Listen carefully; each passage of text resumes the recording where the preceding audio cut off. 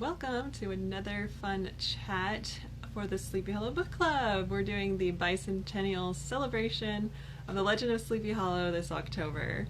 So I'm just going to wait a few seconds to see who is going to be able to join in. We have a special guest today, and I'm excited for you to, well, two special guests actually, for you to meet them. But before that, I'm going to just, let's see here, talk about the book club really quick. So I can't believe it's already like past mid-October. We've been having so much fun this whole month celebrating the Legend of Sleepy Hollow, which is celebrating 200 years this year. Isn't that crazy? So Jonas and I came up with 5 fun ways to celebrate that fact and ways that you can join in from wherever you are this month. And in case you didn't see that post already, it's on our feed, but there's 5 activities. So there is where you should read the legend. It's a short story. It's only like an hour and a half read, so it's manageable. Then watch your favorite version of the legend. And then there is visit a cemetery and have a harvest food frolic. And then the last would be to have to carve a pumpkin, right? So those are the 5 fun ways that you can participate. Just use the hashtag Sleepy Hollow Book Club, and it'll be fun to see all your posts. And yay! Well, welcome everyone. I'm glad you're here live. This was kind of a surprise, I know. We didn't announce it. And sorry if it's kind of loud in the background. Our lawnmower guy decided to come right now, so hopefully that won't be annoying throughout the live stream. So anyway, we're going to let my special guest join in just a second. Oh yeah, and before I forget, in case anyone didn't see, we made a big announcement that the final grand finale of this whole bicentennial celebration is going to be a pumpkin carving contest. Who's excited? So you also can use the hashtag Sleepy Hollow Book Club, and of course the theme of the pumpkin carving contest is going to be Sleepy Hollow. So we can't wait to see like your different Headless Horseman designs, and you can just oh yeah, so that'll go through Halloween, and we will announce the winner of the contest on November 1st. So lots of fun to be had this month, and I am going to let in our special guest now. Oh yes, thank you. You love my Sleepy Hollow pin? All right, let's get started.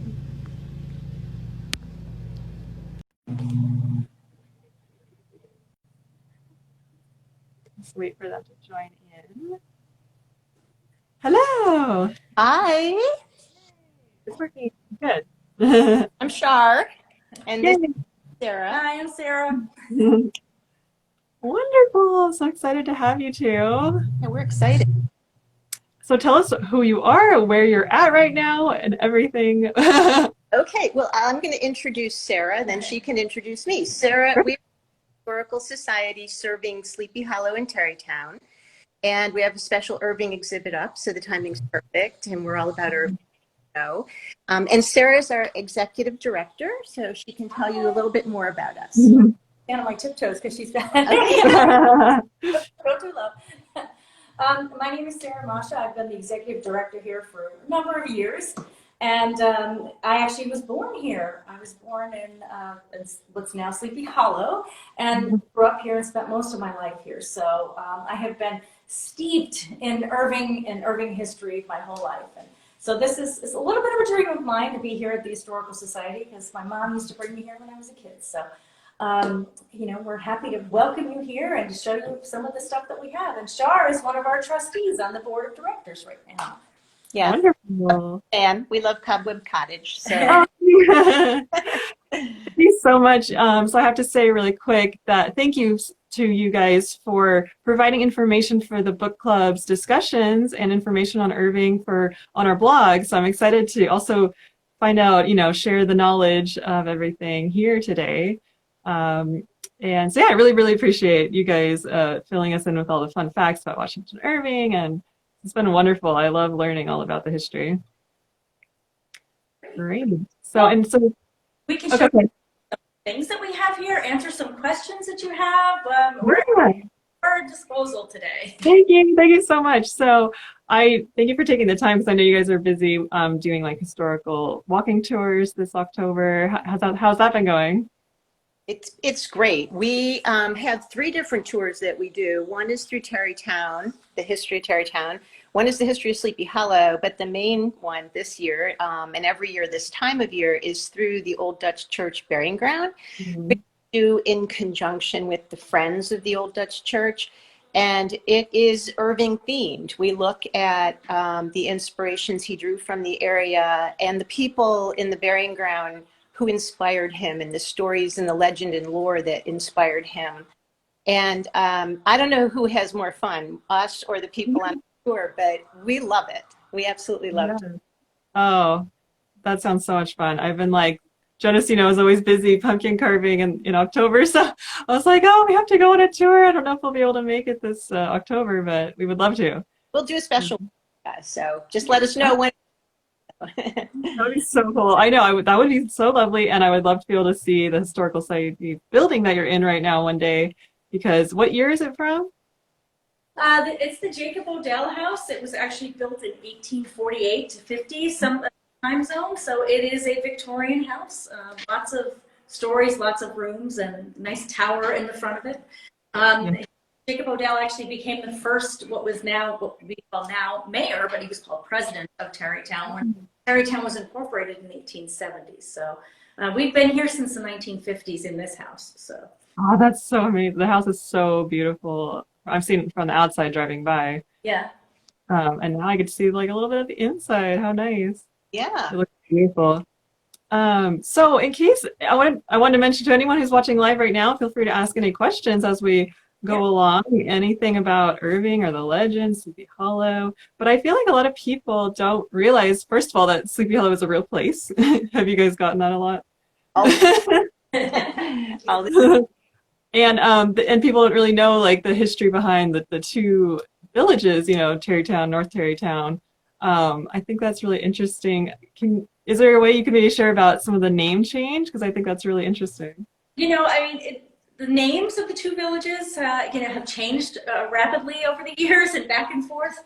But it's pretty much, from the 18th century on has been, even before 17th century, this area was known as Terrytown. Comes from the Dutch word for wheat, tarwe. And most of those early settlers who came here and started farms, the European settlers, many of them Dutch families that left New York City and came here, settled on Phillipsburg Manor as tenants to the Phillips family.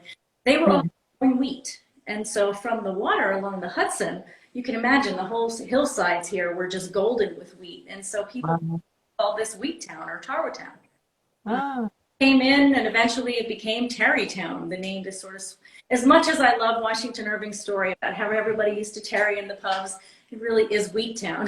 So town actually gets its name. And then the Sleepy Hollow name actually comes from old maps as well, 18th century and earlier maps that, and I'm going to butcher the Dutch, I'm so sorry. It's okay. Slothering Hole, or Sleepy Hole, was the big, at the mouth of the Pecanico River, there was a large cove, and it was the Sleepy Cove or Sleepy Hole or Sleepy Hollow. The area along the Pecanico River was the hollow as well. And so it was always known informally as a Slothering Hole or Sleepy Hollow. And Washington Irving just took that and ran with it. Okay, so it really was him who, really took the name and made it to. Popularized an older name, yeah. Okay. That's so fascinating. So I know I've asked Char for the book club a little bit about like how Irving was influenced by the Dutch for his writing, and then vice versa, his writing became what made the area famous. So it's kind of a fun thing. And a lot of the places that Irving mentions in the legend, you can still see today. Like, where you are when you're reading the legend, especially if you know a little bit of the history. So where the Headless Horsemen, we assume, the Headless Horseman, or maybe it's Brown Bones. It depends upon how close. But where he kind of overtakes Irving and where that scene starts is the tree where Major John Andre had been, examined by the three honest militiamen here. And we know where that is from the maps. The tree's not standing, but we sort of know the route. Of course, the bridge is in a little different place now than it was then. But But that's what's really fun. When people come here, you can actually really feel where Irving was. Yes. Yeah, it's so true. It's so easy to imagine if you just kind of like picture like a dirt road instead of the car road. Exactly. It's so wonderful. His use of real places is what I think is one of the reasons why people have such a connection to the legend of Sleepy Hollow here, because there are so many, where poor unfortunate Andre was captured, all those things like that, the tree, the cemetery, the church, all these places are real in the story. Fantastic, the house, the farm, and it gives a real connection, something tangible to connect. Yeah, that's so true. It's so when you're in the old Dutch church, burial grounds, you really can't imagine the Headless Horseman or sometimes he's really there. It's true. Pre-COVID. Even so now, maybe a little bit now. Yeah. Yeah.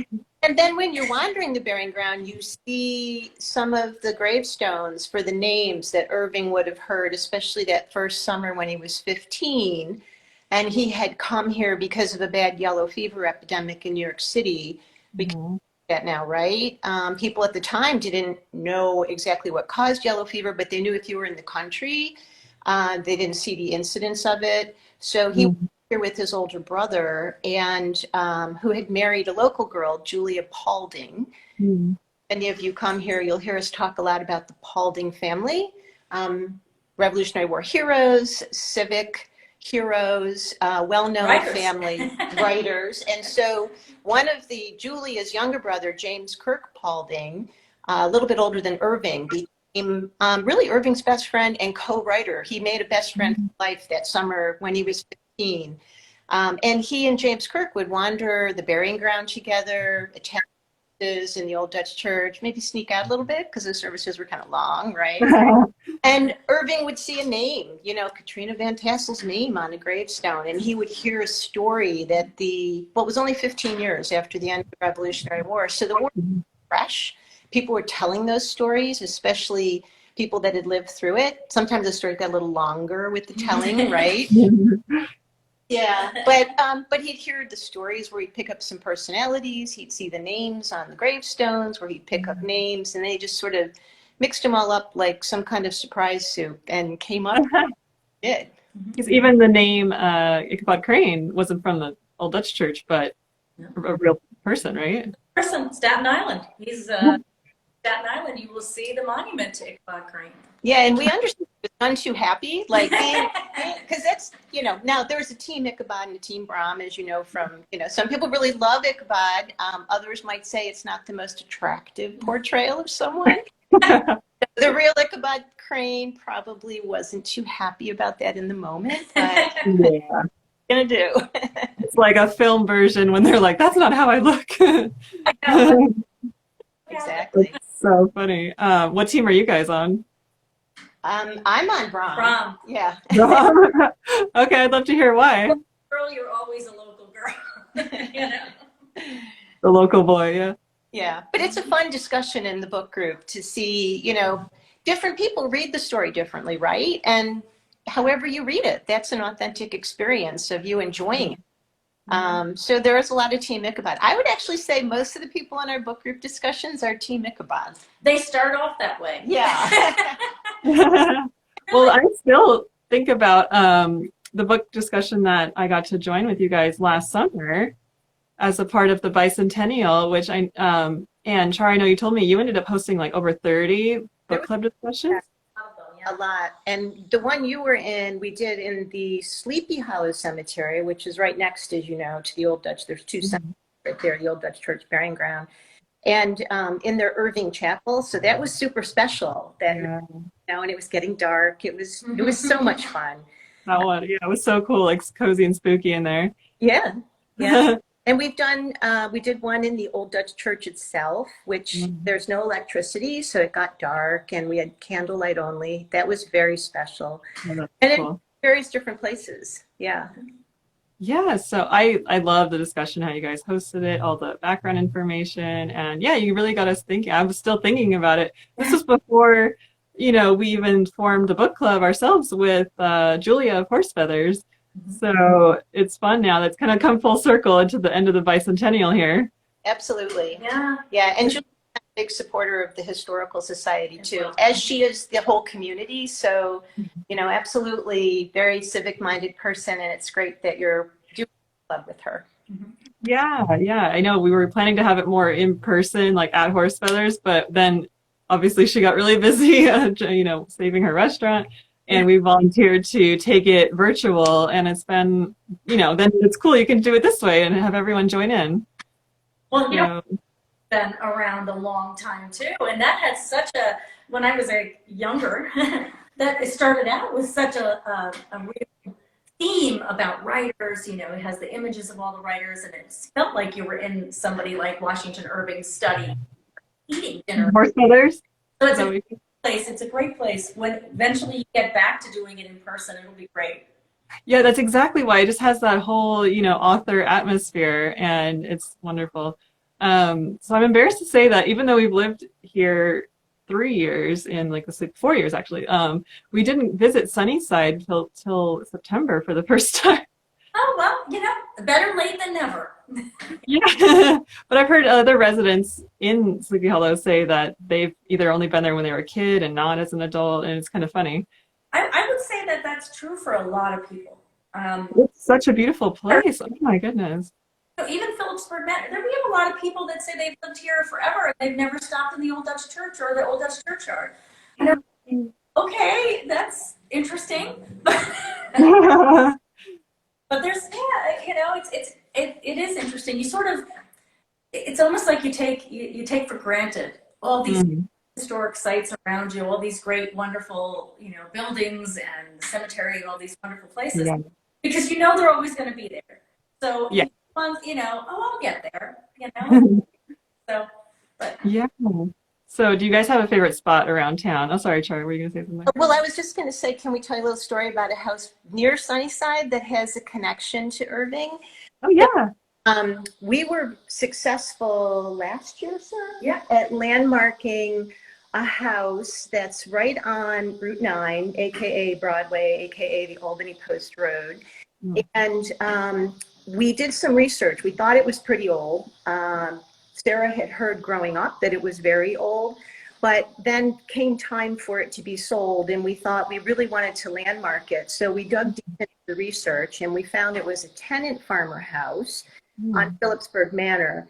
And that's pretty important because the houses that usually survive from the 18th century are usually rich people's houses. And so this was the house of the average person here. And as we did more research, we kind of learned who moved into the house over time. And a gentleman by the name of Forkel moved in when Irving was in Sunnyside. And Irving, when he would travel, would write letters, and he would say how much he misses talking to his good neighbor Forkel over the fence. And I have to say that connection really helped us in the landmarking process, So it was a FOI, friend of Irving, and and Irving went there, got his shirts made by Forkel's daughter. So he was just a regular guy about town. Everyone knew him and loved him. Oh, that's so cool. Lawrence Inn, how we used to hang out. It's kind of cool. Yeah, he was very well known. As I said, with the Terrytown, talking about tarrying at the bars, Irving did quite a bit of that himself at the Florence Inn. I don't know if we have a picture of it in this room. I think it's in the other room. I think it's on the wall in the other room. Yeah, but he did spend quite a bit of time, and the Florence Inn was always one of those stagecoach stops. So a lot of people actually stayed at the Florence Inn. So, but he was quite well known to be there and kind of almost fallen asleep there and have to be picked up and carried home, kind of thing. But he was the regular feature there at the bar. Okay. Which that place is no longer standing, right? Now, if I was living here in 1840s and 50s. So the Florence Inn is gone, but it would have been in Terrytown here along Broadway. Okay. Yeah. So, and then, of course, we could talk forever, Lindsay. I know. I'll tell you one more quick thing, and then maybe have some questions. That there is also like a team Terrytown or a team Irvington, and want to clearly state, because we are the Historical Society and we deal in facts, that Sunnyside is in Terrytown. Irvington used to be called Dearman a long time ago, the name of a small village. And while Irving was alive, they renamed themselves Irvington, kind of like, hey, we're over here, we're going to name ourselves after you. And some people will tell you today that Sunnyside is in Irvington, but it is not. It is in Terrytown. Yeah. Okay. I was under that impression. Yeah, how funny. Yeah, what do you think that was like for Washington Irving to have a town named after him while he was alive? I think, it's interesting because a lot of things were starting to be named after him or named with his, Sleepy Hollow themes and stuff while he was alive. I think he was a little flattered. I think I don't know about the name of the town. I know that sometimes he was a little bit, I'm not worthy, kind of I'm not worthy. However, I do think, we have in our collection several letters that he wrote while he was living at Sunnyside, including several of them, just his signature. He used to actually send his autograph out to people all over the place. So I think, like all of us, he's a little vain, a little bit, likes a little bit of the adoration. So I think, it's sort of a mixed bag with him. I think he would come out and say, "Oh, no, you can't do that. I'm not worthy." But secretly inside, he'd be like, "Ha, they made the deal after me." Yeah. Yeah. I mean, every author, I think, hopes, that will happen. So Absolutely. I mean, wasn't he the first real successful American author ever? Absolutely. I mean, he created a new American identity, basically, because we didn't really have one other than, we were revolutionaries, or colonialists that were living in the outer world kind of. Yeah. And then we had personalities. We had neighbors. We had, mixed up, teenagers who fell in love, and crazy school teacher that comes to town.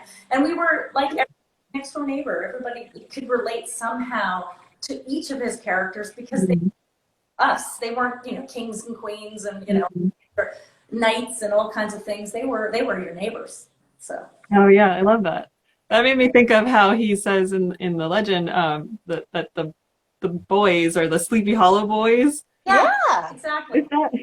Do you know where that really came from, or did he make it up, you think? Or I think the Sleepy Hollow boys really comes from the fact that the Kanaka River kind of winds its way up, and around that is the Sleepy Hollow Valley. And people who live and had their farms along the valley, they were big farms and big areas. I think that's sort of where it comes from. Those young boys that were second, third generations, really second generation after the American Revolution, were the Sleepy Hollow boys. I love that so much. It's just such a sweet term. You can just imagine like all these rambunctious teenagers running around Sleepy Hollow. Yeah, and good-hearted, right? And also like today you hear like a motorcycle going by at night, or if you live along the river, you might hear a boat going by. And I love how Irving talked about the housewives hearing at night and going, "Oh, there goes Brom Bones and the Sleepy Hollow boys," because they'd hear the hoof beats of the horses going by. Yeah.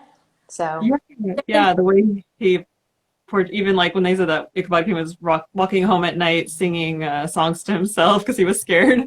And see, that's also like Irving is really funny. Like he talks about the nasal quality of Ichabod's voice, and if you really read carefully how he's describing it, Ichabod thinks he can sing, right? But nobody else would think that, right? And so he just kind of parodies and tunes, but not in a nasty way, Yeah. Well, no, apparently not, because so many people are very, very sympathetic to Ichabod. So, yeah. I mean, whereas he could have said, he was a whining guy, a little nasally, Yeah.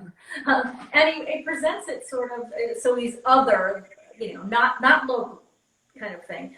And a lot of people can relate to that too. So it's kind of fun. Yeah, that's so true. Like you said, they're everyday people that you just, even 200 years later, it's like you just can relate and find different things in everybody. Yeah, because if you read other writers from that era, like I say, like go read Hawthorne or go read Poe, And it's awesome, but it's not as accessible. And the language in Irving sometimes, like, the words might not know, but you can just keep reading and infer what he meant from what he does. So you really don't, it's fun if you want to look every word up, but you don't kind of figure out what he's saying too. Speaking of which, can you explain what a pedagogue is? I needed to look that up. So pedagogue would be a teacher, like a prominent person who's going to tell you what to do, right? Mm-hmm. On the stage kind of thing. Okay. There's a couple other words in there. One of the fun things is if we ask people, like, what words surprised you? I should have looked that up. There's a couple. That's a good question. Yeah. Well, his description is just so dense and so meaty that, even after I read it a few times in any of his stories, you kind of have to go back and go, oh, now I know what he meant. Oh, yeah. So, and he is such a good storyteller that you believe these things, right? And so we would call him an unreliable narrator because, like, Harwood Town, Terrytown is the truth, but it sounds just better to say they lingered in the tavern. And so, when you read him, we have to remember it is fiction. So a lot of people are asking for, exactly where is the Headless Horseman's grave? And we're like, well, we'll have to talk a little bit about legend and lore there. Yeah.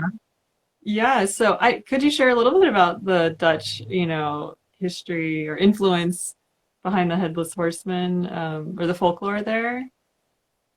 Well, there is a European town. It's a very big, for the Headless Horseman, right. Yes, and for a lot of other, there is the Headless Hessian Soldier. That's a German folk tale.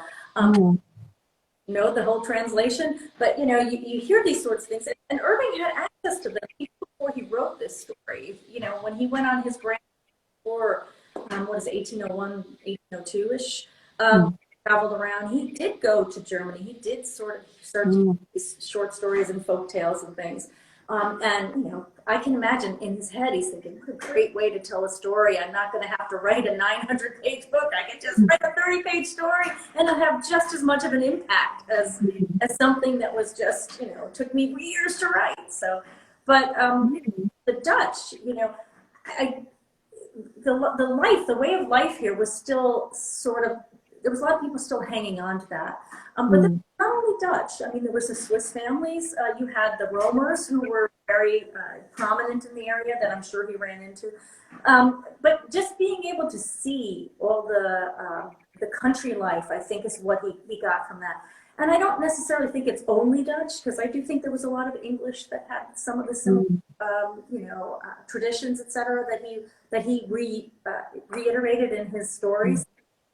But there are so many places here that still have, Van Tassel's, Van Moort Avenue, these things that you still have that have some of the old Dutch names to it, that still linger here.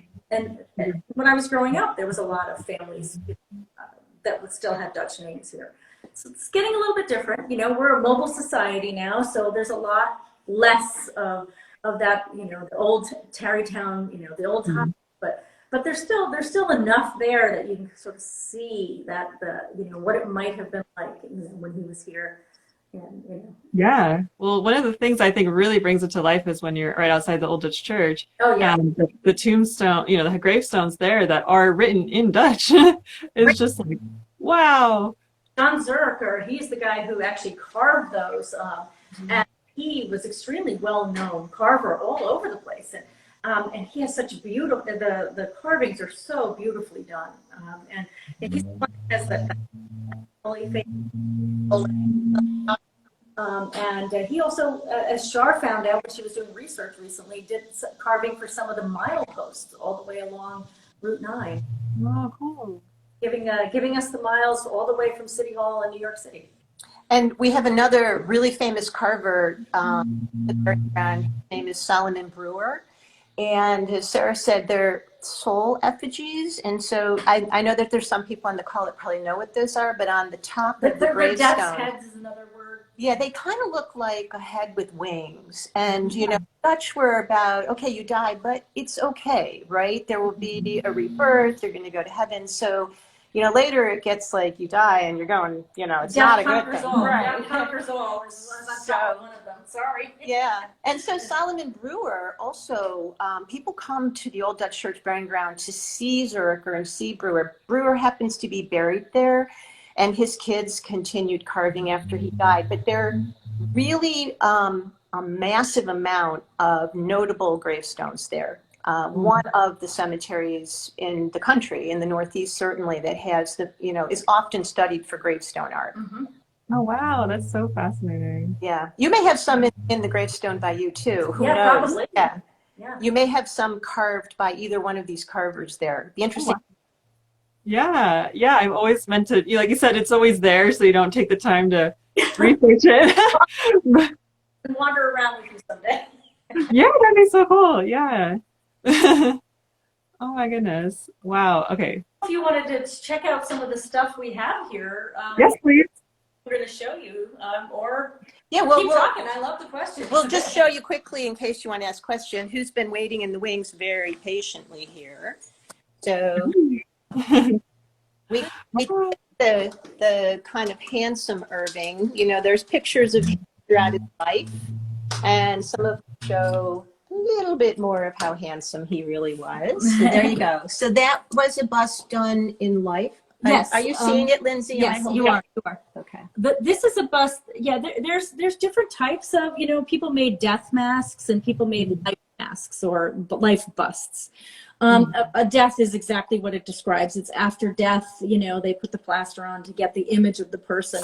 But life masks were ones that, or life busts like this, were ones that were done while the individual was still alive, and they, you know, they grease them up nice, and then they put, you know, the plaster around them, you know, you could breathe through a straw kind of thing.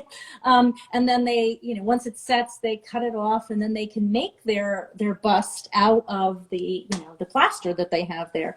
And this one was done from life. So this is truly what he looks like. Serious? That's like exactly his face. Oh my gosh. That's exactly his face. And it's not an artist's rendition or anything. This is the size and shape of his head. Oh my gosh, why am I fangirling right now? No, I am too, and I always like to tell people that whenever I walk through, sometimes by myself, I always double check and always say, you know, a few words of goodnight to him, you know, because I do fangirl too. Yeah. Yeah. No, he was handsome. You're right. Usually the photo that floats around doesn't, you know, do him justice. Well, Right. and we have, because you know, Lindsay, and you've talked about it, this is the 200th anniversary, the bicentennial of publication of The Legend of Sleepy Hollow. And I don't know if we can, we have a poster that takes that Matthew Brady photo. Sarah, I'm not sure I can get it on. Maybe you can't get it. Which one you're talking about. Yeah. Oh, it's right there. Yeah. Right. And so that's see that? kind of the iconic image for us. You got it? Up, down, maybe? Oh, there. Oh, we'll go down. There you go. Yep. That's the bicentennial poster. So we started the book club that you're doing. Part of this is just a series of celebrations honoring the 200th anniversary of the publication of the legend. 2020 is the 200th anniversary of the American publication, 1820. And also book 2, which had Washington Irving's Legend of Sleepy Hollow in it, because the sketchbook was actually published in 2 parts. And so it actually came out in March of 1820 was when the legend was actually published. So Yeah. this is what made me think of showing you this poster, is when you say that's kind of the Matthew Brady image of Irving. He looks older, a little pudgier, but we do want to know that he was a hot young guy. He was a hot guy. Oh my gosh. Yeah. Do you know what age he was in that one? I'm not sure. I do think he was probably in his 50s when this was done. Oh, well, still. Good Nice for head of hair and everything. I think it's his young. I think it's probably right when he came back to New York. He came back in 1832. Yes, 1832. Given the keys to the city, and then he moved here in 1835. 35 is what I think. Yeah, here. Yeah. Here in New York after 17 years. Yeah. So I think it's probably that, because I don't think this was done in the United States, so it would have to be done after 32. Okay. But it Yeah. also shows you kind of, again, like he was a rock star in his life, because to do a bust like that from life, it wasn't something he commissioned. It's something people wanted done about him. So, Yeah. okay, so then we'll show you what Yeah. makes the oldest, the It's last hard to photo of him. see. Oh, that's okay. It's really hard to see because of the light. I'm trying to get angled But right. it's Sunnyside, right? It's at Sunnyside, and this is sort of a famous picture. No, I don't think we're going to get it from the light. Can we take it over to the light? No, because then it'll shine more. Okay. I know, it's hard with the glass. Okay. There we go. Oh, I see him though. Is it that him there? That's him. That's him right there. Oh my gosh. He's sitting on the porch at Sunnyside, and so there he is. You know, and he's you know sitting there reading, hanging out. Is he reading? Is he with his leg crossed over and just enjoying? He's just chilling. And this was probably a year before his death that photograph was taken, and it's a really, really early photograph. Yeah, exactly. It's one of the last ones of him.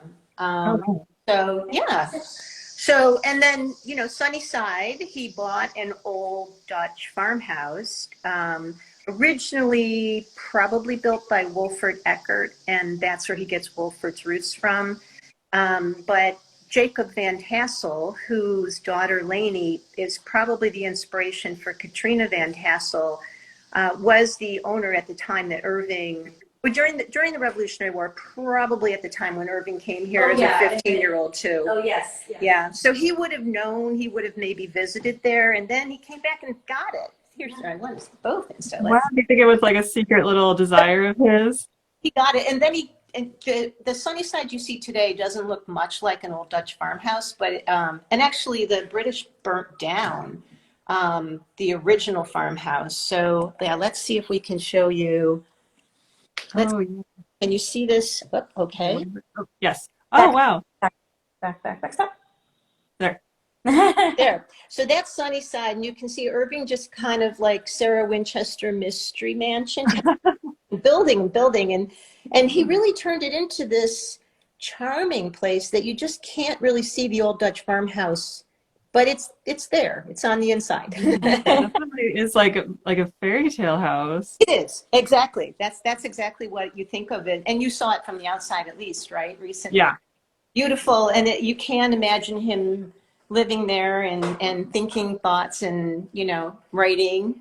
Yeah, especially, that view of the river and the nature. I just was so impressed by how, I don't know if I just imagined it because I knew that he lived there, you know, but it just felt like I could almost feel like that how he could be inspired by the area, you know, just being at his property. Yeah.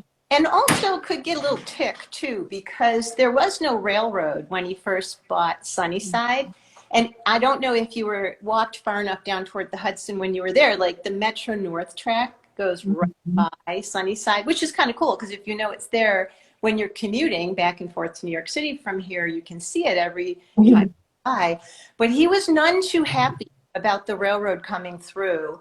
And he let it be known. So he wasn't able to stop the railroad, but he was able to negotiate a deal where he could walk down and hail the train anytime he wanted and get that train to stop there, even though it wasn't a train station. Really? That's so cute. Yeah. And he also got a lot of concessions about how fast they could go past his house. So they couldn't speed by. They had to slow down to a little. So it would be really quiet as it went by, and no whistles and things like that. So he was very adamant about how the train would behave around. I don't blame him because it was such a little. He created his own little secluded glen there, you know, and for the railroad it was very loud when we were there, so I can't imagine. Oh yeah, it changed everything and disappointed him for sure. Yeah. And so it's just so interesting. I loved the facts that you shared about him coming after the 17 years abroad, which is actually where he wrote the legend, right? That is correct. Yeah, and so a lot of people are pretty shocked when they hear that. They think that he lived and died here in Terrytown or Sleepy Hollow. But he was born in New York City, and then 1815 was when he went to England. He spent the next 17 years there. And is that where he wrote the entire sketchbook? He wrote the entire sketchbook there. Bracebridge Hall was another one, with a whole other collection of short stories that he wrote there. He wrote a lot when he was living abroad, but the most popular, of course, especially here, was a sketchbook. And the two most popular in book one is Rip Van Winkle, and in book two, The Legend of Sleepy Hollow. So, but he was gone for quite a long time. And so when he came back, people were, he had no idea, maybe an inkling, but he had no idea his popularity. Oh, wow. He got back and, was given the key to the city. And I know, that's so cool too. And then finally he decides to buy his own property. This poor guy has been basically living with relatives and friends and et cetera his whole life, basically couch surfing his whole life. And now he finally gets a chance to buy his own place, and he's looking around, and what better place than the Van Tassel house, as Shar said, I mean, really, he did get a little bit of a kick out of that here he was moving into the Van Tassel. That's so fascinating. So because the sketchbook has many different short stories and essays. Do you think he had any idea that the legend would be what, became this big, his legacy? Right. And, Rip Van Winkle was probably at the time, it was stood the test of time, but that one really was the one that catapulted him. And then came the legend the following year. But so many people really, that was really the most popular story. Not that this wasn't, but over time, the legend has sort of knocked Rip off its pedestal, and then and like I said, it's because there's somebody in it that you can, I guess you can relate to Rip Van Winkle. It's kind of like your crazy. I do want to say one thing about Rip Van Winkle, though, because it's talking, and Lindsay, you asked the heritage and how Irving impacts today. One of the really cool things about Rip Van Winkle is that there are programs of people who are incarcerated where they read Rip Van Winkle. And so some of you on the call may not know the story, but it's about an older guy who falls asleep and wakes up, and all of a sudden years have passed. The Revolutionary War occurred. He's like, what? And he has to figure out how this world has changed while he's been sleeping for 20 years. And so it really resonates with people who are incarcerated. And the world outside the prison is going on. So it's used very intentionally and very successfully to, have people talk about that experience and to deal with it. And I just think that's a sweet little legacy of Irving to think about too. Yeah. That's fascinating. As a writer, I'm sure he had no idea, what particular things would mean something to somebody for over 200 years. Right. But I do want to say one other thing about writing, because I'm sure that some of the people on the call are writers. And, Irving's, when he was young, he studied the law and the family, it was a traditional career, but he was always writing in his journal. And so if you read some of his journals, you see how observant he was of people. And it's really funny. Like today, if he was on the Metro North, he would be writing about me eating an ice cream cone and having it drip all over me. And then you can find in his journals little snippets of things that then you'll find in the legend or you'll find in another story. So at the time, he didn't know he was going to be a writer, but he was compelled to write. He just loved to write. And then he ended up making that happen for him. So I'm not a journaler, and I should be, a good writer is a good journaler, but he certainly was, and he did it by example for us. Yeah, I'm a good list maker, but not a journaler. Yeah. Oh, it's so true. I love those human touches of just real life people. That's so cool. And of course, then people have been making the pilgrimage to Sunnyside for, well over a century and a half. Oh, really? Literally, even before he died, people were kind of making the pilgrimage here to see where the great writer lived. And after he passed on and his nieces inherited, they sort of lived through that, hi, the visitor's coming up the road, to see where and to visit his headstone. I mean, it's almost right after he died. They started with the making all kinds of do this. Postcards and things like that where he's resting and selling them. So I mean, he's still a figure that people want to come see, and not just they want to be, ooh, it's a Halloween story, but because so many people just admire so much of what he did to popularize American society and to make stories part of our life. Yeah, exactly. Like the early American, he really created so much of what is especially our holidays, our Halloween and Christmas too. And right. Christmas was Saint his big Nicholas. thing. I mean, Saint Nicholas is who he introduced to New York City. And so much of that legend was then taken over by, from his writings, by artists, Thomas Nash and a few others, that started to sort of draw what he wrote about and make the St. Nicholas appearance, what he initially tried to piece together in words. So. And like the Knicks basketball team, if you their webpage, you're going to see, oh my gosh, that's actually like, I might be Ichabod Crane, or it might be Irving there. Both are there. But Knickerbocker was the term that he coined for New Yorkers. The word Gotham, that came from him. The phrase "the almighty dollar" came from. There's so many things we say today that we don't realize that he coined phrases in those terms, right? Yeah, oh, that's so cool. You like to read the legend this time of year? I'm curious because it does seem to be a seasonal tale, right? Yeah. Is there anything about what did you say? I didn't hear the first part. Why do you like to read the legend this time of year? Like, what speaks of this time of year to you? That's a great question. Oh, I'm getting the discussion question now. Well, it's how I always imagine my favorite scenes in the legend are all the food, the description of the harvest feast. Harvest, and his description of the food. I mean, he describes people using food terms. I just want to dive in and have what they're having.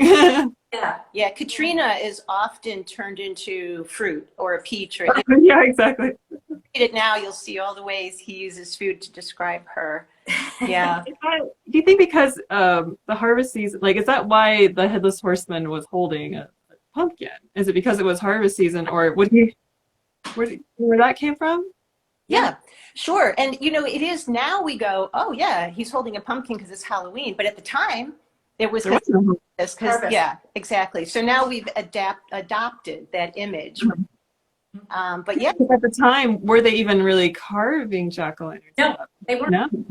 The history of jack-o'-lanterns really starts in Ireland. Yeah. And when they used to take, parsnips and other things, and they used to actually carve them. Yeah. And so now it's it has changed from him holding a pumpkin and popular, imagery to him holding a jack-o'-lantern. And that's said in the story. You're absolutely right. It was harvesting pumpkin. Yeah. And now we've got Jonas and his amazing carving skills, right? And so there's a direct connection from Irving to you guys that way. Oh, I love that. Yeah. Yeah, we love doing our little part to, it's been so fun starting the Sleepy Hollow Book Club and with Jonas's artwork and pumpkins. It's fun that it all timed out to be during the bicentennial, and I just love what you guys started to do last year too. I know your plans have gotten a little derailed, but just a little. I mean, a lot, but that doesn't mean that we're not going to have more and different ones in the future. Yeah. So we got a question for you guys. What is the most interesting room in the house or item in the house? She's just curious. Okay, I have one, but you go ahead. No, you go ahead first. Well, I mean, and the thing is, I don't think you're going to be able to see it, but this was the dining room, and back here, the kitchen. Let's see if I can show you. But there was a dumbwaiter here because the kitchen would have been in the basement, and so the Odell family would have had food brought up from the cooks in the basement through this doorway, through the dumbwaiter area.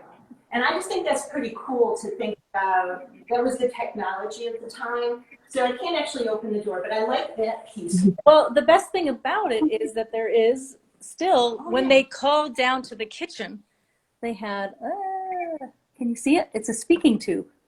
Oh, fun. And the speaking tube would be here, and it's close this up, and when you wanted them and you call for something, you'd lift it up and you call downstairs and say, please send up through the dumbwaiter, whatever you wanted. And so it's kind of a cool thing, remnant, that we have. Sarah, what's your favorite? I'm one of my favorites is actually, it's an architectural element, and it's not the only favorite because I have a lot of them. The fireplace here. And it looks like a marble fireplace, or the mantle, and that's actually faux, which was a very popular thing. They have some at Lyndhurst as well. It's all faux work.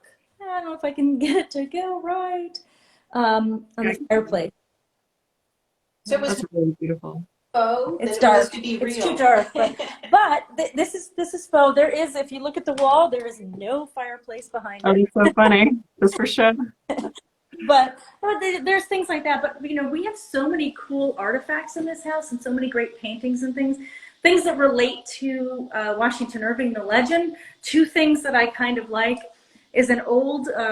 It's actually an image of a statue that never was, and it's straight across the room, and it's Ichabod and Katrina. Can you see that? Maybe. Oh, Backing up. There. oh, it's so cool. And they had planned a long time ago, they had planned to make some, and they have these little, there's several of these small ones were made, but the large one was never ever made. And it's the courtship, Ichabod Crane and Katrina Van Tassel. One of my favorites. We actually have two of these, and one of them is in terrible condition, but Oh, no. this one we actually received recently as a donation to the Historical Society. And it's just sweet little, There's his face. I think the sculptor was probably Team Ichabod, but Yeah. flattering. Yeah, she's holding a cat. That's so sweet. I know. Isn't that adorable? I know. it's just, it gives such personality. And if you look on this side, you can see that there's a umbrella, and then up above there's a hat on the top of the, wait, let me get it. Can you see? On the top of the chair. So if you actually back away, you can see the whole thing. That's so cool. And it's such a cute little thing. It's just a fun little, that tells the whole little part of the story right there. Yeah, definitely. It's unique. I like it. So that's why it's one of the things I like, is some of our unique things that tell a little bit more about the story. And moving, related to Irving, but a little tangential, is that we have a lot about Major John Andre here, who Irving, of course, mentions. And it was through the capture of Andre here in Terrytown that Benedict Arnold's treachery was discovered. And we've got a lot of artifacts from the people involved in that capture and from Andre himself. So. Wow. Yeah, so that's a whole different discussion, but it's often a reason that brings people here as well. And then, the legacy of Washington Irving in Terrytown and Sleepy Hollow is just incredible. From, people coming to visit, and the thousands of postcards of the. We'll see if I can show you some here in our case. The While bridge, Sarah's you talking. have of people doing things, all these postcards that are all here from all different time periods of, maybe the bridge. There's the image of Here we go. the bridge. We're both. It wasn't a covered bridge, right? And then, of course, the 1920s Headless Horseman Bridge. Okay. And this whole legacy of people coming to visit and make those pilgrimages, as I said. But also for the local people, Sharon this is and I were pretty talking cool. about it. When you have high schools that are named Washington Irving High School, or and they have, here is, the legend is their yearbook. Yeah. Or in the other school, the Alhambra, which again is another one of Washington Irving's stories. So all of these things were named after him. There was something called the Irving School, and they had the sketchbook was, and then, if you go through everything that's here, you can lift it up probably a little bit higher. And everything that's in here, from the Chamber of Commerce, Sleepy Hollow Chamber of Commerce, the North Terrytown High School with the Headless Horseman, you've got just everything, the Sleepy Hollow Country Club, Oh. the Horseman restaurant. That's so cool. The old The town really embraces it. Oh, it's so cool. all these little things, Washington Irving Bank. You've got all these things everywhere, just so interconnected. And even today, you go through town today, you've got Van Tassel Cleaners, just constant little references to their connection to Irving somehow. That's so wonderful. So thanks to Where? the town. Yeah, so thanks to people like you and the residents for keeping it all alive. That's really why, too, it's probably lasted so long, the 200. Yeah, we're a little enthusiastic, as you can tell. I love it. Oh, high school, hey, go Horsemen. Oh, that's so cool. There was a good question about if Irving has any living descendants. Well, he doesn't have any, he never had children. Yeah. So he doesn't personally have descendants, but through his he was one of 11. He's the youngest of 11 children in New York City. So his siblings all, spread out amongst the world, and there are Irvings out there. Okay. Directly from him, but tangentially along from his siblings. There are Irvings out there, and several of them have come to visit, and some of them are no longer named Irving, but they are from that line, his family. Yeah. Some of them have come and visited the museum here. Some of them have visited the local library or Historic Hudson Valley, and so they are out there. And it's also sweet that his nieces took care of him in the house. So even though he didn't have children, even when he was an older man, family was taking care of him. And when people come here and they visit where his grave is in Sleepy Hollow Cemetery, you'll see there's a huge Irving plot. There, Yeah. He didn't have the children. He had a big family Yeah, who very loved big him. family. Yeah. So he was surrounded by his Yeah. That's great. Yeah. Well, I think we have just a few minutes left, so I don't know if anyone else watching live wants to ask you any questions to the experts here. But I have my own question, though, while we wrap it up, is what is your favorite thing about Halloween time in Sleepy Hollow? Wow. But you go first. No, I mean, I just love the fall. There's the fall in the Hudson River Valley, and I think, frankly, that's that whole romantic feeling about it is what, not infected Irving, but took over him, and that's why he had such joy in writing about it. And I just love the fall. It's just such a beautiful time of the year here. So It is. Oh my gosh. Well, and I like to walk in the graveyard. And, especially as it gets to be dusk, a good day here is kind of a rainy, foggy day. Everyone likes a sunny day, but it's like, oh, we love it rainy and foggy. And it's very atmospheric. And to read, you mentioned, Lindsay, the epitaphs on the gravestones, yes. to see how loved those people were and walk now and to read that, it's a connection to people who were here 200 years ago or more. And I like that connection feeling that's here. Oh, that's so beautiful. Yeah. Thank you. yeah, I was actually epitaph that I just copied the other day, and I can't find it. I was like, Okay. Do you feel like there's always something new to find on a gravestone, like the gravestones? Every single. Yes. yes, And I'm always taking photographs of the grave. Ah! I must take every weekend. I must take 10 or 15 pictures of something different and new every time. And the people on the tours. So last weekend there was a 14-year-old. I remember because I was talking about Irving being 15, and he said there's a Mason sign on that gravestone, and it was the Youngs. Yep. And I said, wow, that's interesting. I didn't know that family was Masons. It made a lot of sense, and we had a good discussion about it. But he saw that where I'm used to seeing maybe like the birth date and the death date. So Yeah. come here with fresh eyes like that teach us a lot too. They pick good things. Yeah, that's so fun.